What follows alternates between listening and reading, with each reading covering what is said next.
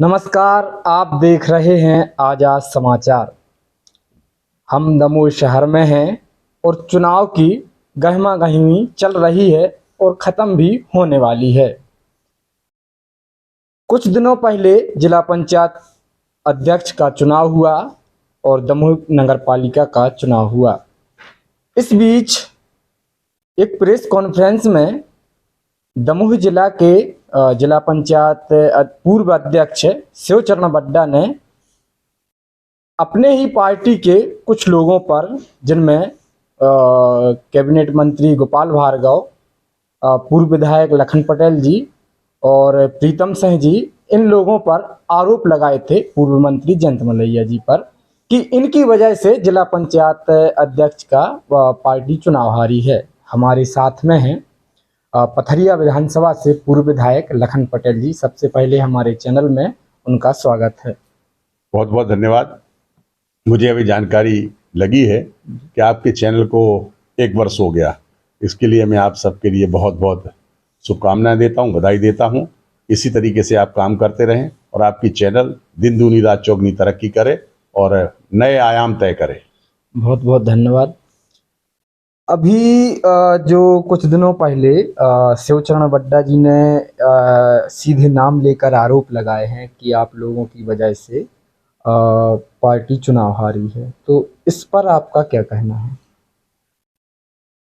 मैंने पहले भी अभी एक इंटरव्यू में कहा था कि आरोप किसी के ऊपर भी लगाना बहुत सरल काम है जी। और जिस तरीके से उन्होंने जो आरोप लगाए हैं वो खुद ही अपने आरोपों में फंस रहे हैं जी। जैसे उन्होंने कहा कि 6 वोटें हमारे पास थीं और चंद्रभान सिंह जी को हमने फ़ोन लगाया, चंद्रभान सिंह जी नहीं आए। तो मैं उनसे पूछना चाहता हूं आपके माध्यम से कि 6 वोटें थी तो आपने फॉर्म क्यों नहीं भरा? पहला सवाल। दूसरा सवाल कि जब 6 वोटें थी आपके पास तो आपने संगठन के किसी व्यक्ति को क्या बोला कि ये 6 वोटें भैया लेके आए, इनका क्या करना है? तो वो भी नहीं किया उनने। और क्यों? चूंकि प्रभारी प्रदेश से जो प्रभारी बनाए गए थे अभय यादव जी, वो भी सर्किट हाउस में उपलब्ध थे, उपस्थित थे। आदरणीय प्रीतम सिंह जी जिले के अध्यक्ष भी उपलब्ध थे। सारे भारतीय जनता पार्टी के लोग उपलब्ध थे, लेकिन किसी को आपने नहीं कहा। एक बात। दूसरी बात, मैं कहता हूँ अगर 6 वोटें थी तो आप फॉर्म भरवाते तो निश्चित रूप से आप जीत जाते। मतलब भारतीय जनता पार्टी के आदमी का आप फॉर्म भरा तो भारतीय जनता पार्टी जीत जाती। क्यों जीत जाती? उसका अभी आपको सीधा रिजल्ट आने के बाद परिणाम दिख रहा है कि आपके पास 6 वोटें थी जी। ऋषि लोधी जी खड़े हुए, उनको 5 वोटें मिली, तो 6 और 5 11 हो गई। तो तीसरा कैंडिडेट जो गौरव पटेल हैं, उनके पास 4 वोटें थी। इसका मतलब ये हुआ तो 6 वोट वाला तो जीत रहा था, तो आपने फॉर्म क्यों नहीं भरवाया? एक बात। दूसरी बात, आपने कहा कि 10:37 पर मैंने चंद्रभान सिंह जी को फोन लगाया कि आप जटाशंकर आइए, मैं वहां पर हूं।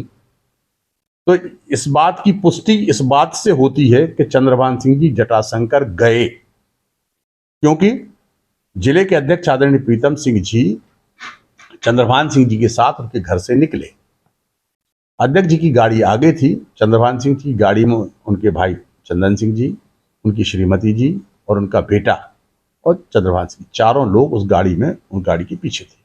तो ये जटाशंकर तरफ गाड़ी इनकी मुड़ गई। अध्यक्ष जी ने देखा नहीं कि अध्यक्ष जी गाड़ी सीधे कलेक्टर चली गई और जब आगे रुकने के गाड़ी कहाँ रहेगी तो 15 मिनट बाद ये गाड़ी वापस आई। इसका मतलब है कि चंद्रभान सिंह जी वहां गए, तो वो स्पष्ट करें कि उनसे उनकी क्या कुछ ना कुछ डीलिंग हुई।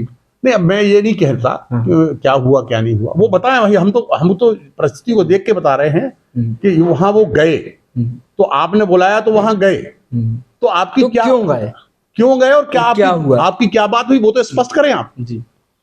दूसरी बात जी, उनने आरोप जैसे मुझ पर लगाया, आदरणीय पंडित गोपाल भार्गव जी के ऊपर लगाया, आदरणीय जयंत मलैया जी के ऊपर लगाया, आदरणीय प्रीतम सिंह जी के ऊपर लगाया और जिले के पूरे संगठन के ऊपर आरोप लगाया। मैं उनसे विनम्रता के साथ पूछना चाहता हूं कि हम लोगों का क्या रोल था कि हमने भाजपा के खिलाफ काम किया, वो भी तो बताएं। सिर्फ आरोप नहीं लगाए हमने ये गड़बड़ी की, ये भी तो बताएं, जनता जानना चाहती है। और जिले में क्या हुआ क्या नहीं हुआ, ये पूरे जिले का एक एक आदमी, बच्चा बच्चा जानता है कि कहां से गड़बड़ी हुई और क्या गड़बड़ी हुई और क्या नहीं हुई। इस पर मैं स्पष्टीकरण नहीं देना चाहता। इन सबको लेकर एक शहर में एक चर्चा है, उस समय थी अभी भी है, कि जो बड्डा ने सब लोगों पर जो प्रतिष्ठित और पार्टी के जो कद्दावर लोग हैं उन सब पर आरोप लगाए। कुछ नाम ऐसे भी हैं कि और कद्दावर हैं जो छूट गए, नज़दीकियां भी हैं उनसे। तो एक शहर में चर्चा है कि बोला भली बड्डा ने है लेकिन ये शब्द किसी और के हैं। इस पर आपका क्या कहना है? नहीं, मैं इस बात से सहमत इसलिए नहीं हूँ कि बड्डा बहुत समझदार हैं, जी भले ही कम पढ़े लिखे हैं जी लेकिन समझदार बहुत हैं। जी और वो समझदारी इतनी रखते हैं कि कहाँ क्या बोलना है जी और क्या बोलना है क्या नहीं बोलना है, वो उन्हें अपने हिसाब से बोला है। मैं तो कहता हूँ ना, उनसे आपके माध्यम से पूछना चाहता हूँ, हम लोगों का क्या रोल था इसके आरोप लगाया है उन्हें, सिर्फ नाम लेने से नहीं होगा। मेरी गतिविधि क्या रही जिसकी वजह से नहीं बनी, दूसरी बात। और आपके चैनल के माध्यम से मैं संगठन से भी, जिला संगठन से भी अनुरोध करना चाहता हूँ और प्रदेश संगठन से भी कि इसकी निष्पक्ष जांच कराए पार्टी, और जो दोषी पाया जाए उसके खिलाफ सख्त से सख्त कार्रवाई हो। मैं आपके माध्यम से एक बात और पूछना चाहता हूँ कि 28 तारीख की रात को 11 बजे, 10 बजे से लेकर 11 साढ़े 11 बजे तक हटा में बैठक हुई। उस बैठक में कौन कौन था और किसका रोल था और क्या था, वो स्पष्ट करें। वहां कौन कौन था, क्या क्या बात हुई और किसने क्या किया। ये और ऐसा नहीं, वहां पे 50 लोग थे, 10-5 लोगों की अगर पार्टी जब कहेगी तो उनके बयान कराए जाएंगे कि ये हुआ। एक फोटो वायरल होती है प्रदेश के मुखिया के यहाँ से, जो दमोह में मैंडेट जारी होता है वो चंद्रभान सिंह जी को होता है, और दमोह में किसी को पता भी नहीं चलता मेरे ख्याल से। पार्टी के लोगों को भी उतना पता नहीं चल पाता, वो फोटो के दौरान पता चलता है। इसके बाद जब सीएम से मैंडेट जारी होने के बाद में, और जब दूसरे दिन चुनाव, तीसरे दिन चुनाव होता है और पता चलता है कि फॉर्म ही नहीं भरा गया, समर्थक और प्रस्तावक ही नहीं मिले, इसकी जिम्मेदारी कौन लेता है? क्योंकि बड़ी पार्टी और इतना बड़ा होना कहाँ तक सही? ये बात सच है कि केंद्रीय प्रदेश नेतृत्व ने जी चंद्रभान सिंह जी को प्रत्याशी घोषित किया था। रात को 28 तारीख की रात को 10 बजे 11 बजे हम लोग सब बैठ के और प्लानिंग कर रहे थे क्या करना है, भटियागढ़ चलना है, इससे बात करना है, उससे बात करना है, इससे बात हो गई, इससे बात हुई, ये सब हम लोग बात कर रहे थे। पता नहीं अचानक चंद्रभान जी ने सुबह बोला कि यार हम तो, हमारा गेम नहीं बन रहा, तो हम अब चुनाव नहीं लड़ रहे। अब ये मैं नहीं कह सकता कि क्या हुआ क्या नहीं हुआ, परंतु बहुत दुखद है कि देश की, विश्व की सबसे बड़ी पार्टी का और सदस्य होने के, भाजपा के सदस्य होने के बावजूद भी भाजपा का कैंडिडेट खड़ा नहीं हो पाया। अगर चंद्रभान सिंह जी को पार्टी ने जब घोषित किया था तो चंद्रभान सिंह जी को ये बात ऊपर तक करनी चाहिए थी और बदल के मैंडेट भी हो सकता था, लेकिन नहीं हुआ। शायद इसके लिए मैं कह नहीं सकता कि कौन जिम्मेवार है या कौन नहीं है। हालांकि चंद्रभान सिंह जी ने ये बड़ी गलती की कि फॉर्म नहीं भरा। राघवेंद्र सिंह जी जो ऋषि हैं, उन्होंने एक आरोप लगाया कि भाजपा और कांग्रेस ने मिलकर एक निर्दलीय प्रत्याशी को हराया। इस पर आपका क्या कहना है, क्या ये सच है? देखिए, भारतीय जनता पार्टी तो उसी समय बाहर हो गई जब हमारा कैंडिडेट खड़ा नहीं हुआ। जिसको खड़ा करने के लिए पार्टी ने घोषित किया वो खड़ा, हम नहीं जमा किया उसे। उनका कहना है कि भाजपा वालों ने कांग्रेस को वोट दी। किसका कहना? ऋषि लोधी जी का। नहीं, अब ये तो दिखता है, क्योंकि जैसा आदरणीय बड्डा कह रहे हैं कि 6 वोटें हमारे पास थी, और जैसे मैंने पूर्व में गणित बताया कि 6 इनके पास थी, 5 ऋषि के पास थी, तो 4 वोटें रंजीता गौरव पटेल के पास थी। तो वो 6 वोटें क्यों सीधी छूट के क्या कांग्रेस में चली गई? क्योंकि उसकी 10 वोटें मिली। परिणाम ने तो ये बताया कि 10 वोटें उनको मिली और 5 वोटें ऋषि को मिली।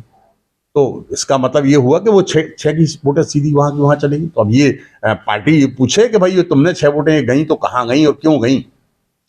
और एक बात तो निकल के आती है कि 1-2 बार भी आप पर बड्डा ने आरोप लगाए हैं, और ऐसा एक खबर भी चलती रही कि उनको पथरिया विधानसभा उनकी नज़रों में है। तो क्या हम ये समझ सकते हैं कि उनकी महत्वाकांक्षाएं या फिर आपसे कोई राजनीतिक प्रतिविरोध है?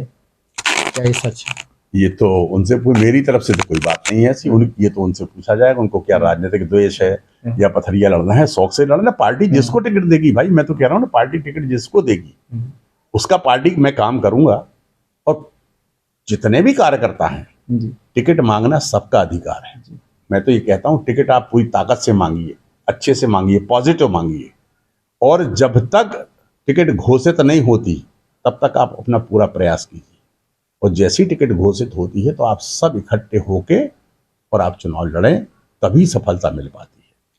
अब हम पथरिया पर बात करते हैं, क्योंकि पथरिया से आप ताल्लुक़ रखते हैं, आप वहाँ के पूर्व विधायक रहे हैं।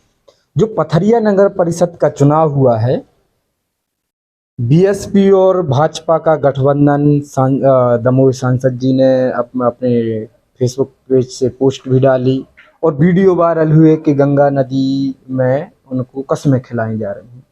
इसके बाद में जो बीएसपी से कोई पार्षद बनता है, फिर कांग्रेस से अध्यक्ष बनता है और वो जो बाद में भाजपा में आ जाते हैं। इसमें आपका क्या रोल रहा? मेरा रोल का सवाल नहीं है जी। पथरिया में खंडित जनादेश था जी। 3 बीएसपी, 4 भाजपा, 1 निर्दलीय, 7 कांग्रेस। तो जहां पर भी खंडित जनादेश होता है तो वहां कोई ना कोई गठबंधन होता है। जी। और उस गठबंधन में भाजपा और कांग्रेस, बीजेपी का और बीएसपी का गठबंधन हुआ। एक का अध्यक्ष, एक का उपाध्यक्ष, ऐसा कर गठबंधन हुआ। जैसा आपने सवाल किया कि वो जीता बीएसपी से, ये बात सही है, बीएसपी से जीता वो। सुबह वो, ऐसा लोग कहते हैं कांग्रेस में गया, लेकिन कांग्रेस, वो कहता मैं कांग्रेस में गया ही नहीं। अच्छा। मैंने मैंने तो सीधी बीजेपी ज्वाइन की सुबह 3:30 बजे। आप उसके इंटरव्यू देखेंगे, 3:30 बजे बीजेपी ज्वाइन की और फिर मैं अध्यक्ष बना। और उन्होंने कहा कि माननीय संतोष दुबे जी ने मुझे 3:30 बजे रात को टीका लगाया कि तुम अध्यक्ष बन गए। और वो भाजपा में आ गए। तो पार्टी का निर्देश था कि भाजपा का बनना चाहिए, तो भाजपा का अध्यक्ष और भाजपा का उपाध्यक्ष दोनों बन गए। और कल शाम को आपने देखा होगा, इंटरव्यू देखा होगा फेसबुक, व्हाट्सएप, और उस पर देखा होगा कि माननीय भूपेंद्र सिंह जी, माननीय भगवंत सिंह जी के समक्ष उसने सदस्यता ले ली। तो ये मैं उनको बधाई देता हूँ और विश्वास, आशा करता हूँ कि अच्छा काम करेंगे परिषद में, अच्छे लोगों को सहयोग करेंगे, गरीबों का उद्धार करेंगे, आवास योजना को और गति देंगे। इन सब के बीच में जब ये तो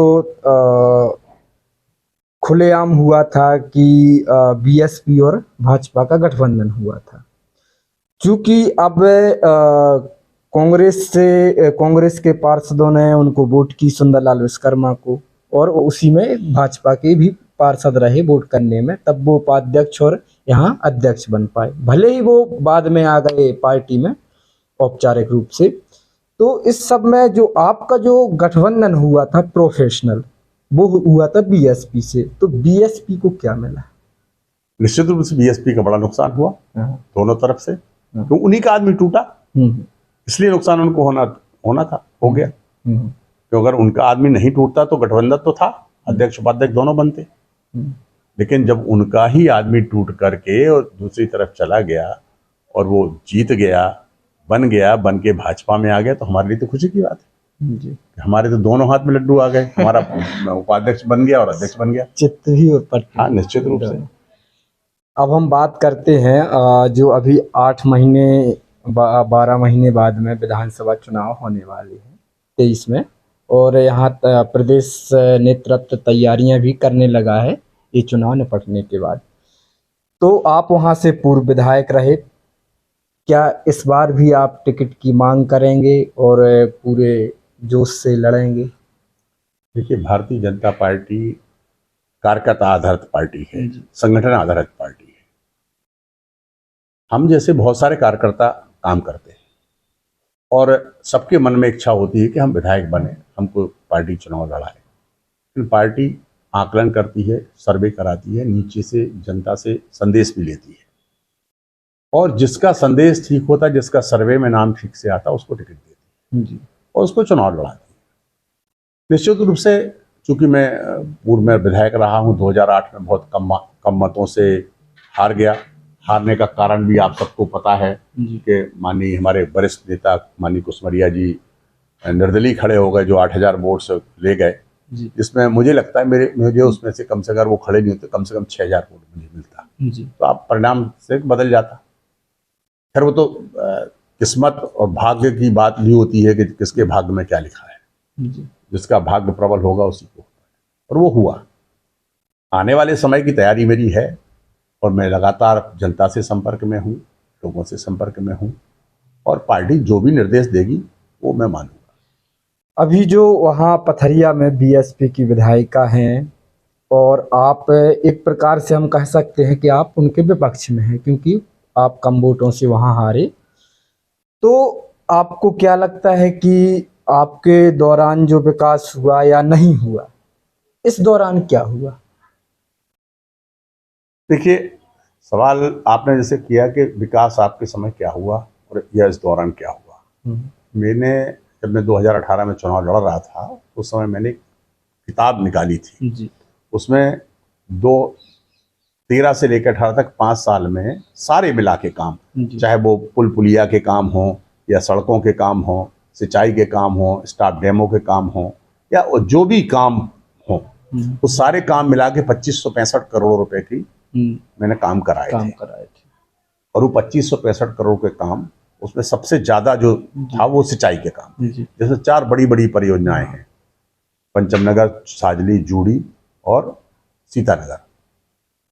पंचम जूड़ी का लोगों को सवाल है, अगर आप कहें तो मैं थोड़ा बताऊं उसको कि जूड़ी का जब हमारे स्थान पर स्वीकृत हुई थी और एनओसी उसकी फारिश से आ गई थी, टेंडर भी लग गया था। 2018 में टेंडर भी लगा, लेकिन वो टेंडर चूंकि सिंगल टेंडर आया था तो सिंगल टेंडर फर्स्ट कॉल में होता नहीं है, तो वो निरस्त हो गया।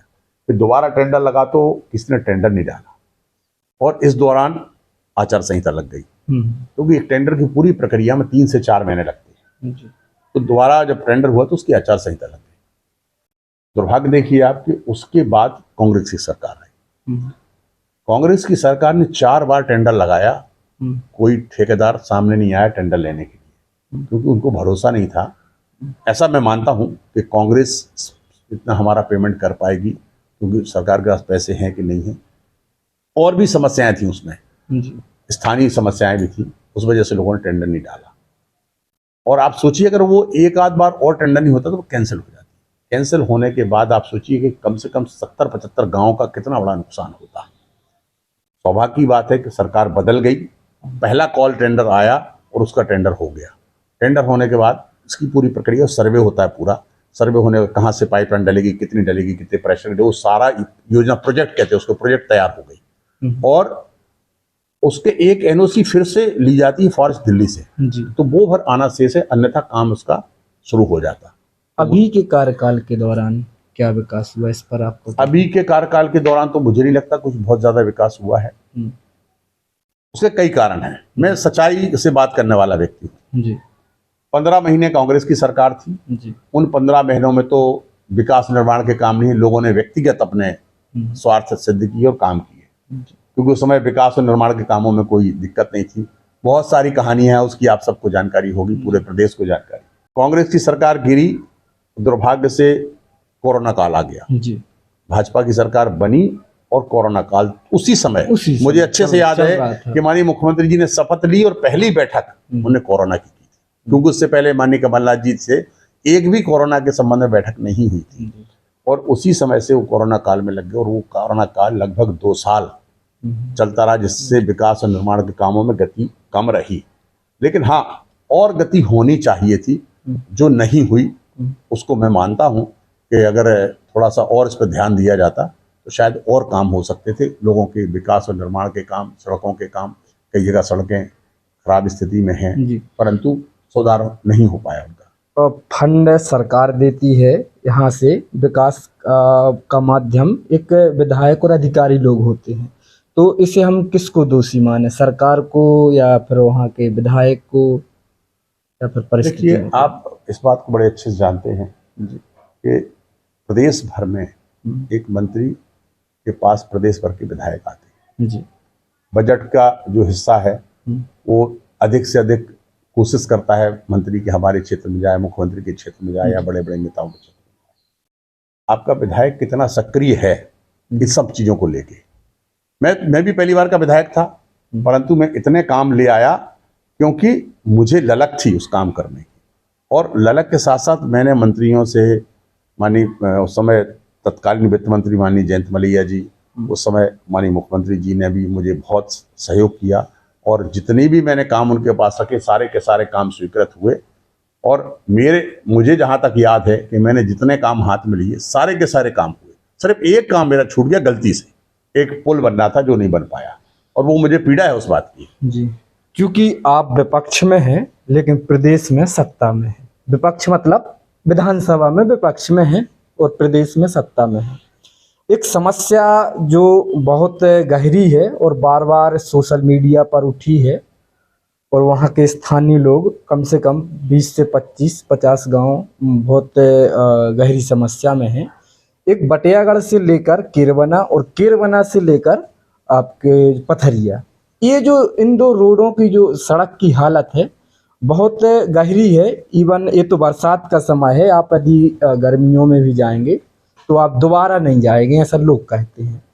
इस पर आपने आवाज़ उठाई या फिर? देखिए, मैंने इस बारे में हमारे पीडब्ल्यू मंत्री पड़ोसी हैं जी माननीय भार्गव जी, उनको मैंने पत्र भी लिखा था और मैं उनसे मिला भी था। और आपको मैं करेक्ट करना चाहता हूं कि बटियागढ़ से लेके केरबना तक की सड़क ठीक हो चुकी है पूर्णतः से, लेकिन बटियागढ़ से केरबना से लेके पथरिया तक की सड़क का रिपेयरिंग का काम होना शेष है। ये पहले पीडब्ल्यूडी की सड़क थी, जब ये सड़क बनी थी उस समय पीडब्ल्यू ने बनाई थी, लेकिन अब ये सड़क एमपीआरडीसी में चली गई है। तो एमपीआरडीसी का आप जानते हैं थोड़ा सा काम करने का ढंग अलग है और वो उसको ठीक तरीके से करेंगे ऐसा मुझे जानकारी है। विभागीय अधिकारियों से बात हुई है, शायद बरसात के बाद ये बटियागढ़ से लेकर पथरिया तक का काम भी वो करेंगे। क्योंकि आज मौका मिला आपसे बात करने का तो एक सड़क से मुझे एक बात ध्यान में और आई। बटियागढ़ ब्लॉक के आगे एक पथरिया ग्राम पंचायत है, छोटी पथरिया कहते हैं, उसके जंगल में 2-3 गांव हैं, झल्ला मुठिया सौरई। तो वहाँ हमने एक खबर की थी कि जब यहाँ से हम पंचायत मुख्यालय से रोड सड़क जाएंगे तो करीब 40 से 45 किलोमीटर दूर वो गाँव आएगा, छतरपुर जिला में कनेक्ट होकर। और जब हम सीधे जाएंगे तो वो करीब 6 या 7 किलोमीटर पड़ता है। अब वहाँ के लोग सड़क की मांग कर रहे हैं, उनको सड़क नहीं है। क्या आप कोशिश करेंगे? नहीं, मैं आपको अपडेट करना चाहता हूँ जी। मेरे पास पत्र भी है, सैंक्शन लेटर भी है, टेंडर भी हो चुका जी। ये जो आप जल्ला मुठिया सौरई की बात कर रहे हैं जी। मैं बहुत छोटे छोटे 80 वोट 70 वोट 90 वोट 100 वोट के गांव हैं। हाँ। मैं वहां पर भी अपने विधायक कार्यकाल में 4 बार गया जी। और वहां के लोग मुझे व्यक्तिगत रूप से जानते हैं। वहां विधायक कभी पहले नहीं गया। पथरिया विधानसभा के ऐसे कम से कम 30 से 35 गांव होंगे जहां पर कभी विधायक तो देखा ही नहीं, ना वोट मांगने गया ना कभी जीतने के बाद गया। मैं पहला आदमी था जो कई गांव में गया। मेरे कार्यकाल में एक भी ऐसा गांव नहीं है जहां मैं कम से कम 5 बार नहीं गया, कम से कम, और अधिकतम तो मैं 30 बार 40 बार भी गांव गया जी। लेकिन कम से कम मैं 5 बार हर गांव, ऐसा कोई गांव नहीं। जहां तक आपने जल्ला मुठिया और सौरई की बात की वहां भी मैं गया और मंडी बोर्ड से 4 किलोमीटर 4.50 मतलब 4.5 किलोमीटर सड़क स्वीकृत जी कराई थी मैंने, परंतु वन विभाग की पूरा जंगल होने के कारण वन विभाग की एनओसी नहीं मिल पाई, जिसकी वजह से वो सड़क नहीं बनी। और मैंने प्रयास भी किया और आज भी वो टेंडर स्टैंड है, उसका ठेकेदार सोनू तिवारी थे जी। और अगर आप मतलब उसमें हम लोगों ने प्रयास भी किया कि अगर वो एनओसी मिल जाए वन विभाग की तो वो सड़क बन जाती है। वो 4.5 किलो जो आप 6 किलोमीटर बता रहे हैं वो 4.5 किलोमीटर है, जो नाप के हम लोगों ने करवाया।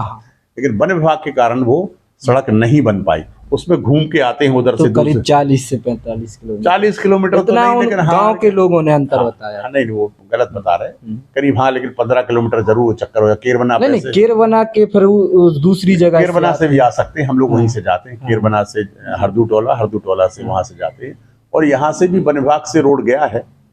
हालांकि मैंने उसको प्रयास किया था वो पंचायत अलग होनी चाहिए, क्योंकि पथरिया से उसकी वैसे दूरी तो बहुत कम दिखती है, लेकिन जाने के लिए वो 10 किलोमीटर से ज्यादा होगा पथरिया से। तो आप थे पथरिया विधानसभा से पूर्व विधायक लखन पटेल जी। जितने बेबाकी से सवाल पूछे गए उतने ही बेबाकी से जवाब दिए। नमस्कार, आप देखते रहिए आजाद समाचार। धन्यवाद।